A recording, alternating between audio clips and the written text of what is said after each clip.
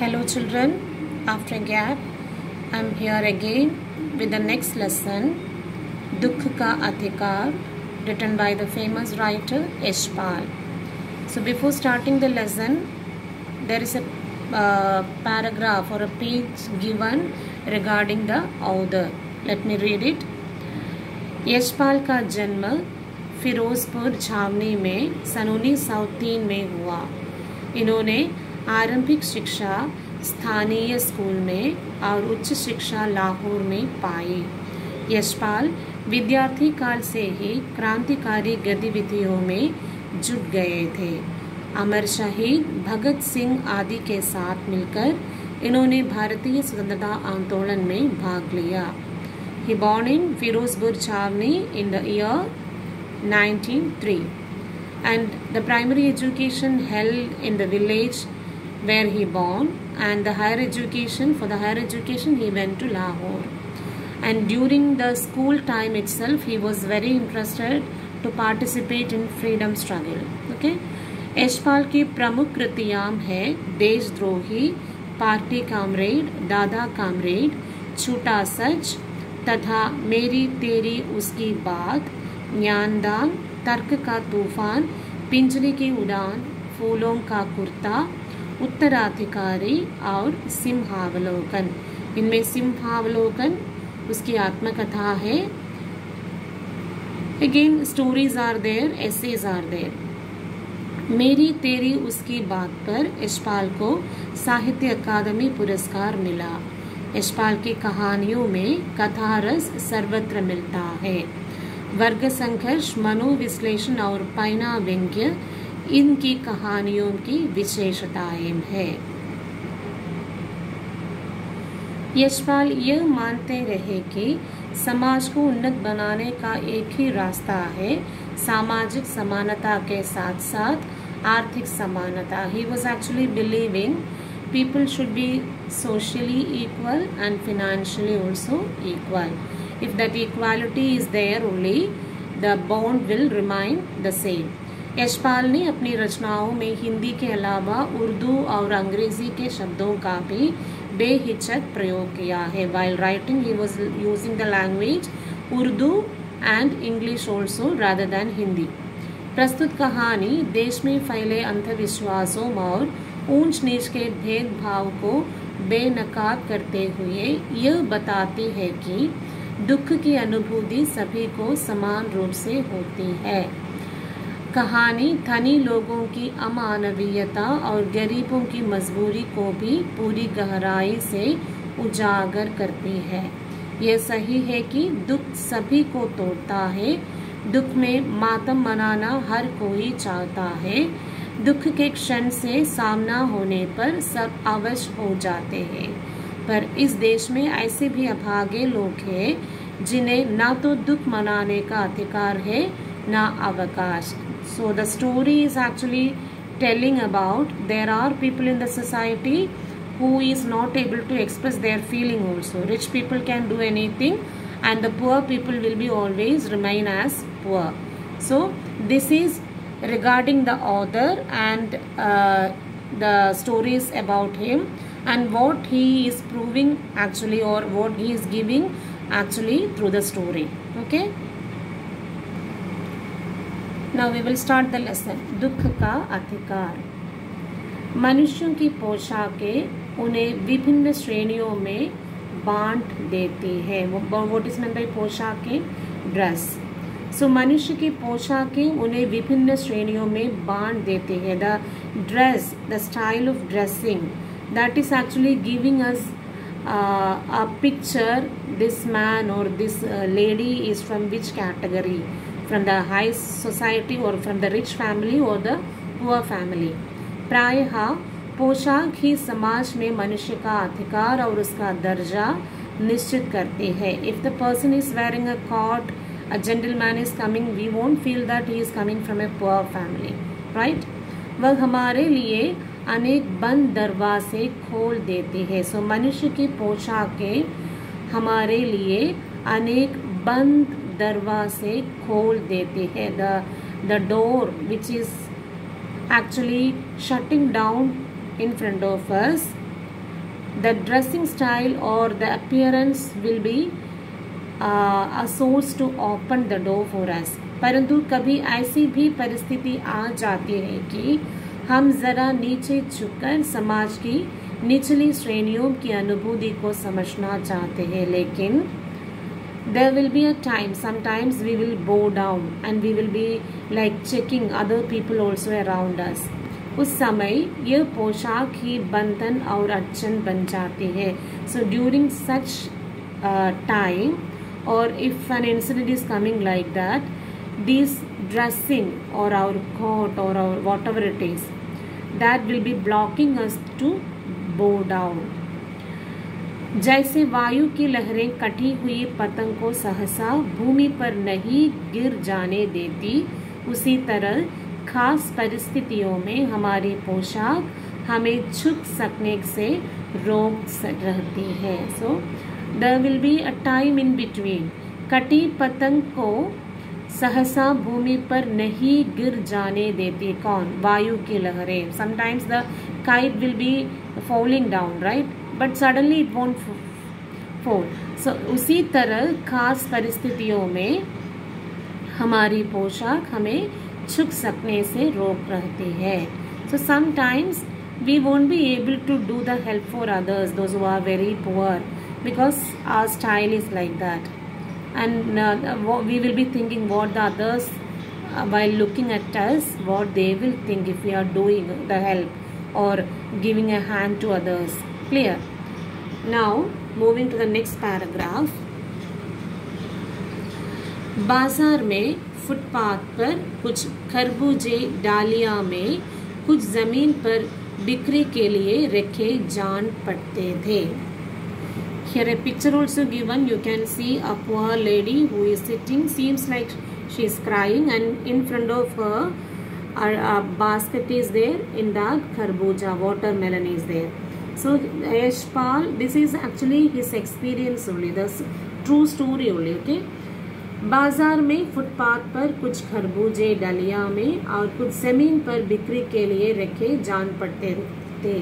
While seeing that, or while seeing the lady, he was actually feeling that lady is sitting to sell the watermelon, and some are there in the basket, some are there in the land also, जमीन पर.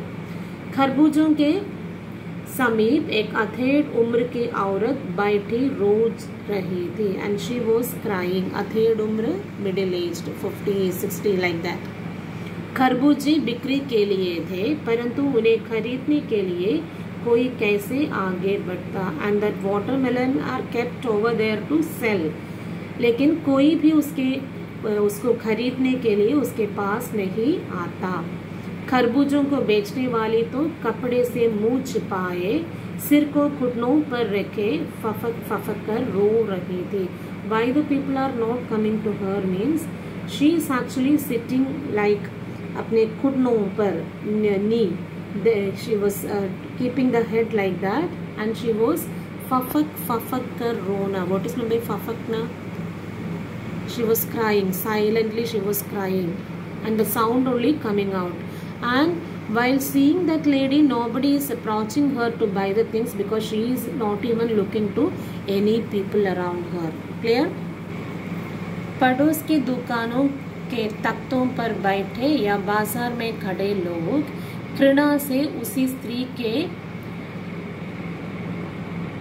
संबंध में बात कर रहे थे. उस स्त्री का रोना देखकर मन में एक व्यथा सी उठी, पर उसके रोने का कारण जानने का उपाय क्या था. फुटपाथ पर उसके समीप बैठ सकने में मेरी पोशाक की व्यवधान बन खड़ी हो गई. And the people there in that market, some पड़ोस की दुकानों के तख्तों पर बैठे. What is meant by Takht? Stool or bench, whatever it is, the place to sit. बैठे या बाजार में खड़े लोग घृणा से उसी स्त्री के संबंध में बात कर रहे थे. They all were talking regarding that lady. उस स्त्री का रोना देखकर मन में एक व्यथा सी उठी. And I was feeling very sad while seeing her. पर उसके रोने का कारण जानने का उपाय क्या था. But how will I know the reason behind her sadness. Footpath पर उसके समीप बैठ सकने में मेरी पोशाक ही व्यवधान बन खड़ी हो गई। यशपाल जी एक he was a famous writer, and during that time the writers also were wearing the coat. So he is a little high standard man, so he cannot sit down and he cannot ask that lady what is the reason behind her cry. Okay, he was not able to ask what is the reason why you are crying. Clear? Because उसके पोशाक ऐसा था कि उस स्त्री के समीप बैठकर उससे बातें करना नामुमकिन है। एक आदमी ने घृणा से एक तरफ थूकते हुए कहा, क्या जमाना है, जवान लड़के के मरे पूरा दिन नहीं बीता और यह बेहा दुकान लगा के बैठे है। And he was hearing a person, he is telling, क्या ज़माना है, what a time, what the type of people, और how that lady is।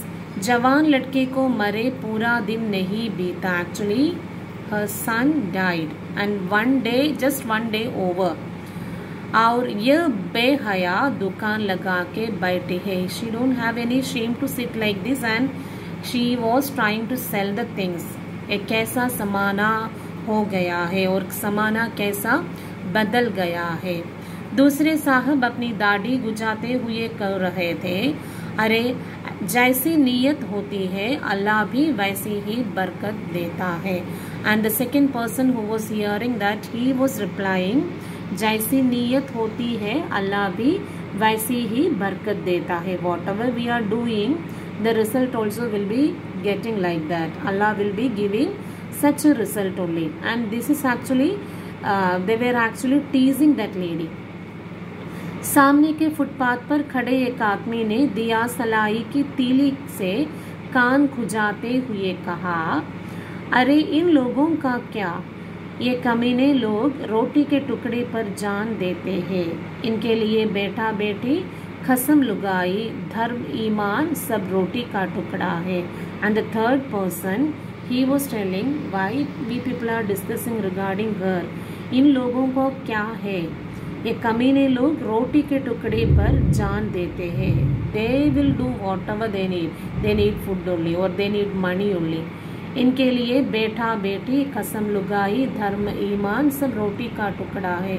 The relation like mother child और सन, like that relations or nothing is there for them. They need money, they need roti, खाना खाना और सोना। Clear? परचून की दुकान पर बैठे लाला जी ने कहा,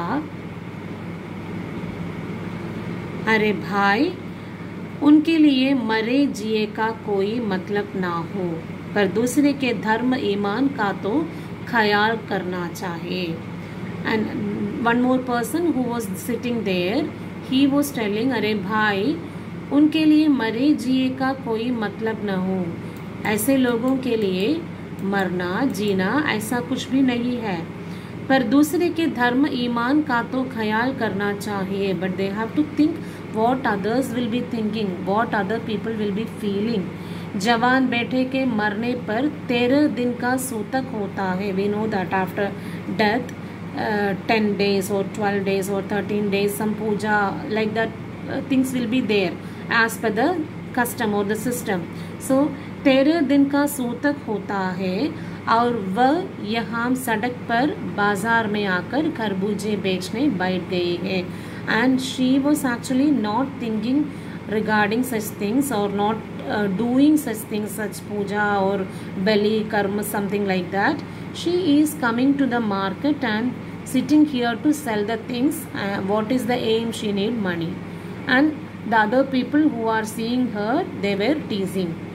हजार आदमी आते जाते हैं, कोई क्या जानते हैं कि इसके घर में सूतक है, कोई इसके खरबूजे खा ले तो इसका ईमान धर्म कैसे रहेगा, क्या अंतर है। And people will be believing after when death is happening in the family members will be sitting at home, nobody will be touching them, like that. So such a condition is there for that lady, and she is coming and sitting in the market, and others people are telling, if somebody is buying that watermelon or the fruits whatever she is selling and they are eating, they also will be affecting that. So ऐसे ईमान धर्म कैसे रहेगा, कैसे ऐसा संभव होता है, ये क्या अंधेर है। पास पड़ोस की दुकानों से पूछने पर पता लगा उसका 23 बरस का जवान लड़का था। एंड यशपाल जी ये सब सुन रहे थे, एंड उसके मन में ऐसा एक संकट आ रहा था, इसलिए पास पड़ोस की दुकानों से पूछने पर पता लगा। He asked the people what is actually the reason why the people are cursing her, why they are teasing her, why that lady is crying over there without selling anything, why nobody is approaching her. And while asking the people, he got the information like उसका 23 बरस का जवान लड़का था। He was having a son जिसकी आयु है 23। What is the number 23? 21, 22, 23, 23, okay? घर में उसकी बहू और पोता पोते हैं, and he was having a family with 2 children. उसके लिए ये स्त्री के लिए पोता पोते हैं, ग्रैंड चिल्ड्रन। लड़का शहर के पास 1.5 बीघा पर जमीन में कचियारी करके परिवार का निर्वाह करता था। एंड दैट बॉय, दैट लड़का, that's her son, he was actually doing all the work. शहर के पास एक जमीन में कचियारी करके, लाइक खेती करके परिवार का निर्वाह करता था। खरबूजों की डलिया बाजार में पहुंचाकर कभी लड़का स्वयं सौदे का पैसा पास बैठ जाता, कभी माँ बैठ जाती। And he only will be going to the market to sell the watermelon. Sometimes he will go, sometimes this mother will go. लड़का परसों सुबह मुंह अंधेरे बेलों में से पके खरबूजे चुन रहा था। And how he died the day before yesterday, the previous day, he was actually, during the morning time, he was actually taking that watermelon from the field. गीली मेड़ की तरावट में विश्राम करते हुए एक सांप पर लड़के का पैर पड़ गया। In between that, a snake was there. सांप ने लड़के को डंस लिया, and he got bite. सांप का फंस पड़कर और सांप ने उसे डंस लिया, उसी तरह उसकी मृत्यु हो गई। Clear? Till that you read the textbook. Simple story it is, such a touching story. There is no difficult words in the sentences. Read it properly. I will come the next day. Okay.